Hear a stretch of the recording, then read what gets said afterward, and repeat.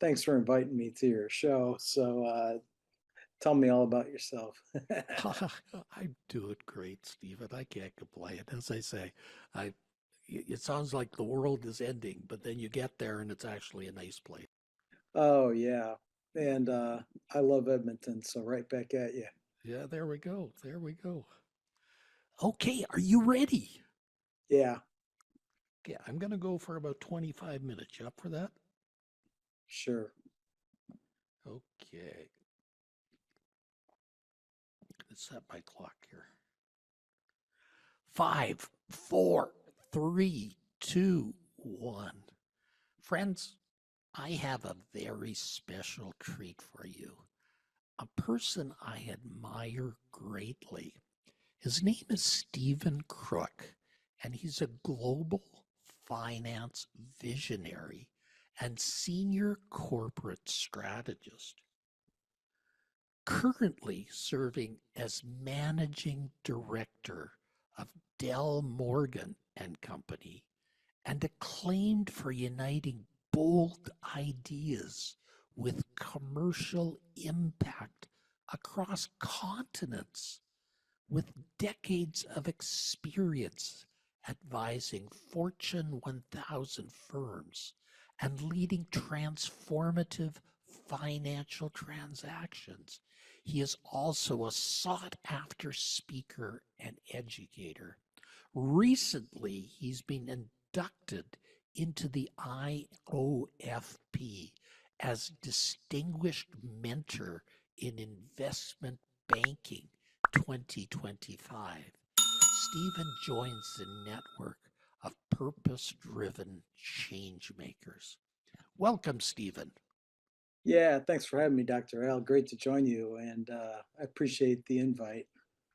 Stephen, your career spans engineering, finance, and strategic leadership.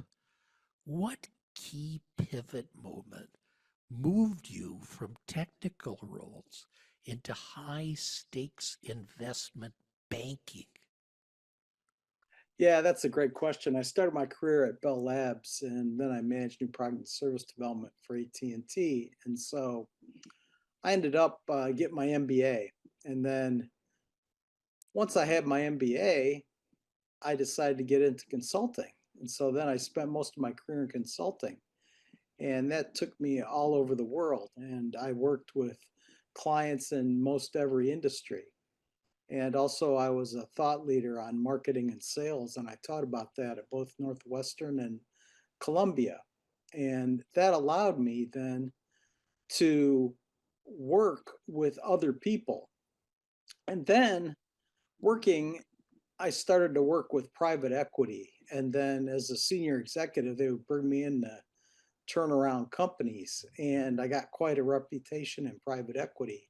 And that's how Del Morgan found out about me. And I used to manage Stanford alumni events here in Chicago. And Chris Delgado, our founder's son, managed Stanford alumni activities in LA. And so that's how we got to know each other. And then eventually they decided to hire me, and that was about 5 years ago.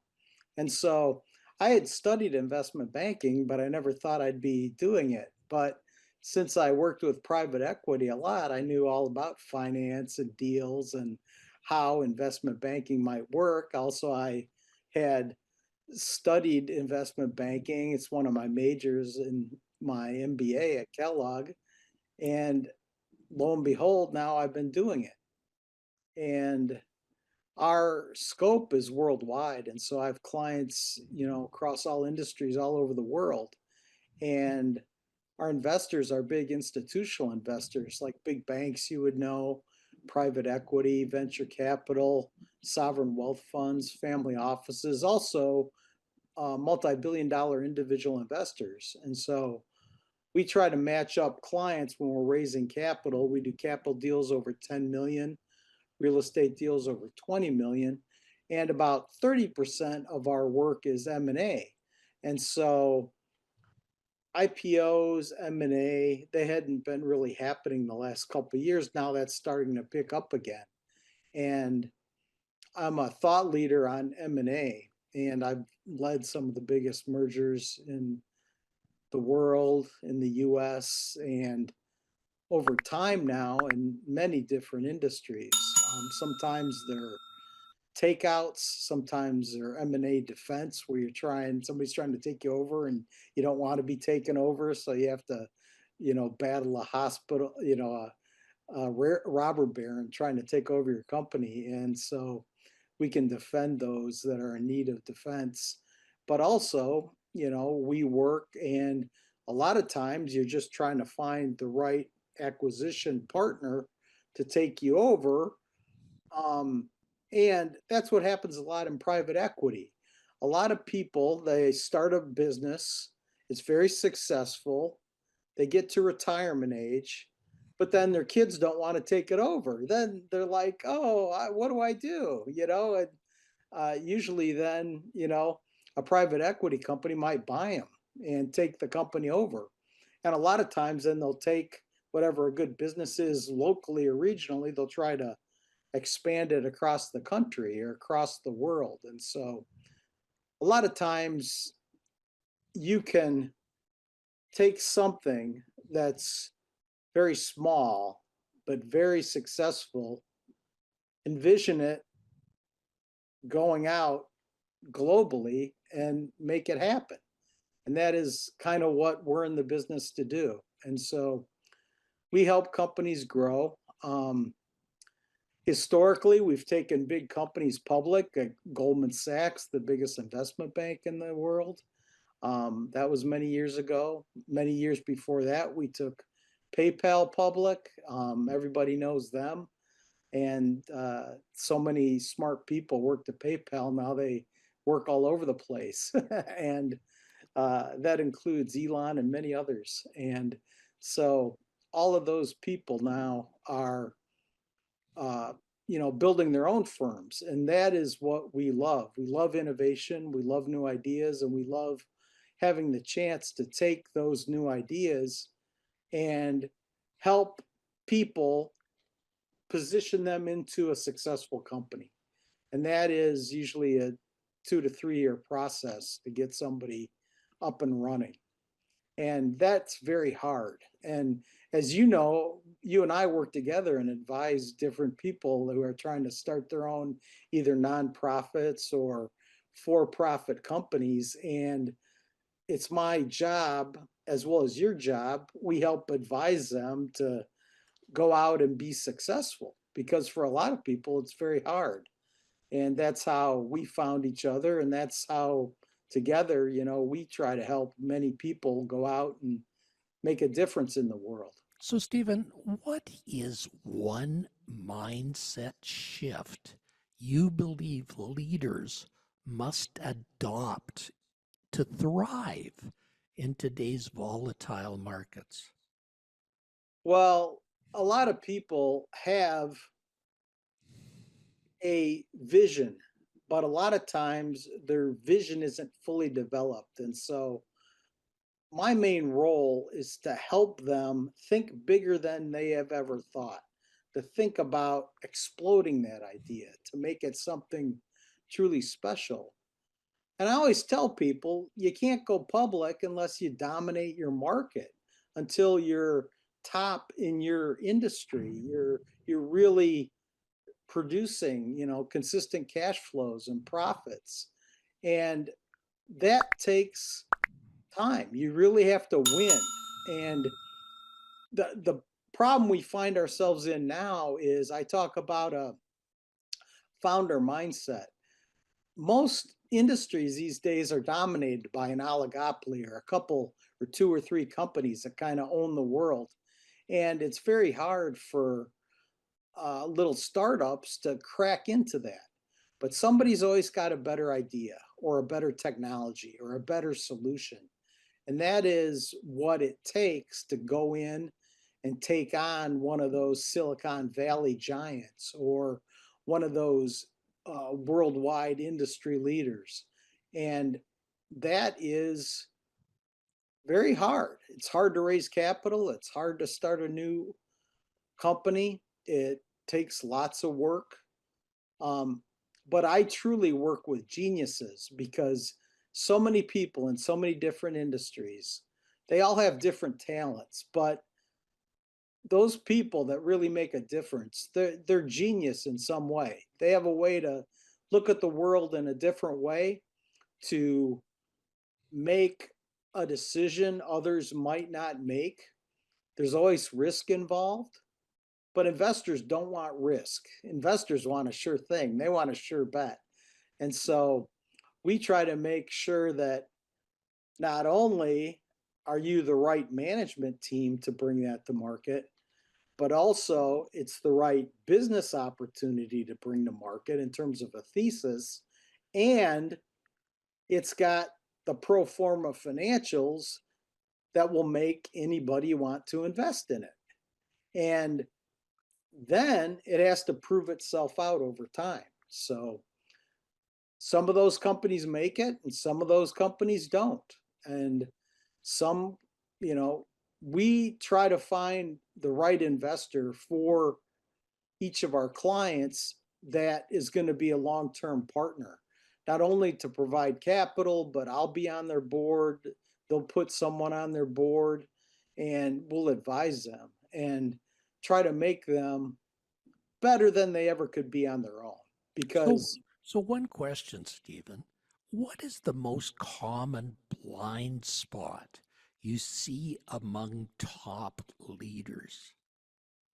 well, I try to teach people to be servant leaders, and many leaders are ego driven and kind of think that they need to be the boss. And kind of being the boss is out of favor nowadays because bosses are bossy and nobody likes that anymore. We want servant leaders. We want people that serve others, that help build other people up, that teach others how to be successful leaders themselves.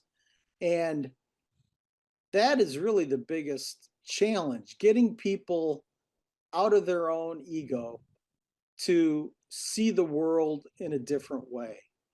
And I always encourage people, you want to hire the best and the brightest. Always hire someone smarter than you. That's the only way you're going to learn.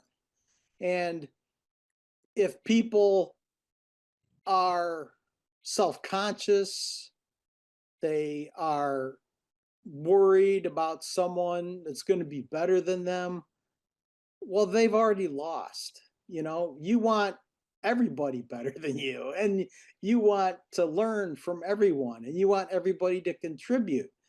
And the best people, and you see this in real life, you have a great company that's got great people that comes up with a great concept.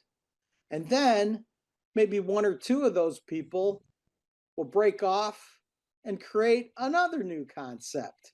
And that's what I love. It's having people who can contribute to a success, but then now they've learned how to do that on their own. And that's where they leave the nest, they go off, and they build their own company with their own vision. And right now, it's the Wild West in terms of AI. You have people being stripped out of companies, you have companies being acquired, you have people that can acquire companies offering people incredible sums of cash to come work. So it's full Wild West, get the best minds, get the best people, win the AI race. And so we're trying to do that. China's trying to do that. Everybody's trying to do that. And that's what everybody has to worry about because people say we're in an AI bubble. Well, we're in the early innings of AI. AI is now just starting to happen. Up until a couple of years ago, we couldn't track the human genome, but now we've got the computer power. And with AI, if you or I have some disease that no one's ever seen, we can go into Stanford Medical School We can sit down in a weekend, they can tell us what's wrong with us. And by doing that, tracking the human genome, we know now how to isolate diseases. So I have clients trying to cure cancer. And nowadays with AI, you can do clinical trials and you can do them with 100 people because you can find evidence within a couple patients where you know definitely that's a form of cancer and you've got it isolated. And then you still have to do your large scale FDA testing to get it approved. And that's going to play out through the years. But now what's happening is we're speeding drug discovery with AI. And it's really exciting because we're we're going to cure diseases that have never been cured. Well, it's important we get there because in the infection world, bacteria are outstripping our current antibiotics. So we need new ones to be able to defeat bacteria so infections don't happen. Yeah. And we learned from the pandemic that we probably shouldn't make antibiotics overseas. It turns out we had tried to optimize supply chain and minimize cost, and we didn't think about defense and supply chain resilience when there's some kind of emergency. Or what if we're at war and we can't get antibiotics? If we can't get ammunition, if we can't, you know, build bombs, then you're up a creek without a paddle. And so now, because all this has happened, we're kind of rethinking about, reshoring everything back to the US. And that is something that makes a lot of sense because a lot of things have been done where we've had, and this being in Canada, it's like I always wonder, well, why are we being so tough on Mexico and Canada? We've got trade deals with them. China's the real problem. And so now they're negotiating deals so that it's more free trade. What we ended up with was everyone was using tariffs, everyone was protecting certain industries. And we had an industry like steel where, because of dumping, also right now, the issue with precious metals and China, what happened was all your precious metals, they're very difficult to mine. And so that was all kind of exported to China. Well, now they have to bring it back because otherwise, then we'll have to get all that from only China. And there are a lot of industries where if China had their way, they do it all themselves. But we can't have that because it's not resilient to other countries and our models of operation. But it might be the cheapest solution to do everything there, but it's not really the best optimal solution when you think about all scenarios. And I've always worked on optimizing systems, and you can see many things in the world are not optimized for perfection. So They've been that brings up a optimized. question, Stephen. Yeah. Can you tell me a story of a transaction or a project that pushed you out of your comfort zone but yield meaningful lessons? Oh, yeah. Well, one of the things that happened was traditional banks couldn't work with cannabis companies. So for many years, we worked with all the cannabis companies to raise capital for them. And that pushes people out of their comfort zone because, that's a Schedule 1 drug in some cases. So you have a case where it's legal in some states, it's illegal in other states. It's legal medically. It's not legal recreationally. And then Canada made it legal nationally. And that changed the market substantially. But we always thought in the US, eventually we'd do that too. And we're all surprised. We haven't done that yet. You know, like half the states have made it legal in some way, and half the states haven't. So it's funny. I can walk to a distillery within a block of me and buy whatever I want. And 2 years ago, if I bought that, I'd be in jail. It makes no sense. And we also have people in prison for selling marijuana and doing, horrible sentences. And we have to get a lot of those people out of jail because, now it's something that's going to be legal. So it's really transformed our whole society.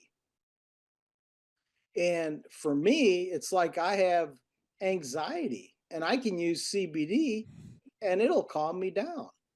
And legally now I can do that. But up until a couple of years ago, I couldn't.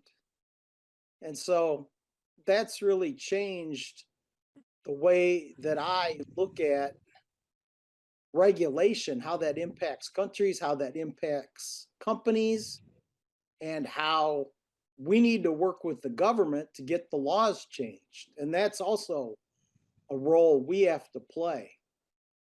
We have to push on our government to make changes like that happen. And that, for me, that's very uncomfortable. I shouldn't be put in that position.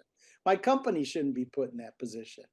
But that is how our system works. We have to push on the government to do the right thing. And, in Canada, it's the same way. Another good example is gun manufacturers. And a lot of companies like that were debanked. And that's another industry that we work with because no one else will work with them. And so it's good for us, but it shouldn't be that way. And so there are a lot of very uncomfortable things that happen where, as a company, we have to say, does it make sense for us to work with that company? And we can always, as a group, agree that we're going to service the cannabis industry. We should be doing that. We're going to service the gun industry. We should be doing that. And we have to feel good about those decisions. And that's really where your leadership comes into questions, where you have to make those tough decisions that few would make. And you have to sometimes, as a leader, stand on your own. And that was us with cannabis. So, Stephen, you've been named the IOFP's Distinguished Mentor in Investment Banking for 2025. What does that mean to you personally and professionally? Yeah, well, that's a shining star. And that means a lot to me because I've had to switch my career into investment banking. So that calls me out.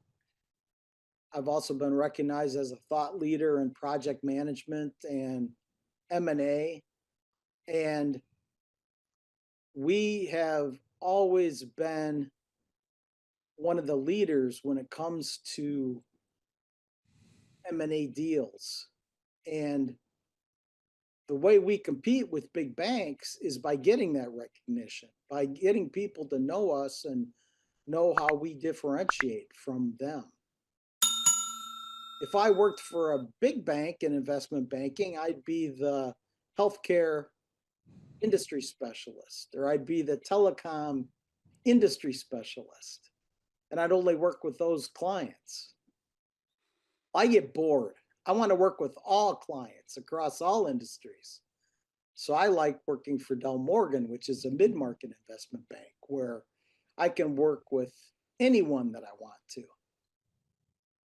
And we do have people that specialize in certain industries, and if I need to work with them on a certain project, I'll reach out to them. And that's a great thing about us. We have industry experts in different areas where I can work with most every industry. But then if I need expertise beyond mine, I can pull in someone else. And it's great to have other people like me that I can work with that really know their stuff.